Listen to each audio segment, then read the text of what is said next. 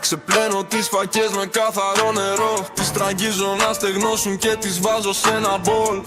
Ζεσταίνω κατσαρόλα μέτρια η φωτιά και κρεμμύδι χόντρο κόβω για να γίνει η δουλειά. Το λάδι το καλό βγάζω από το ντουλάπι. Θέλει υπομονή μεγάλη σαν αυτή το αράπι. Σιγοβράζουν οι φάκες με πιπέρι κι αλάτι. Σκόρδο δάφνη καροτάκι και χαμήλωμα το μάτι.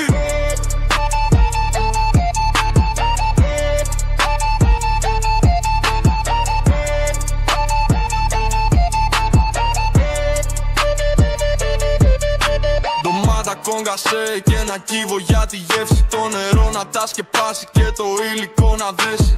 Κλείνω το καπάκι, 40 σιγοβράζω. Ξύδι και ψωμί και φάι στο πιάτο βάζω. Το λάδι το καλό βγάζω από το ντουλάπι. Θέλει υπομονή μεγάλη σαν αυτή το αράπι. Σιγοβράζουν οι φάκες με πιπέρι κι αλάτι. Σκόρδο δάφνη καροτάκι και χαμήλωμα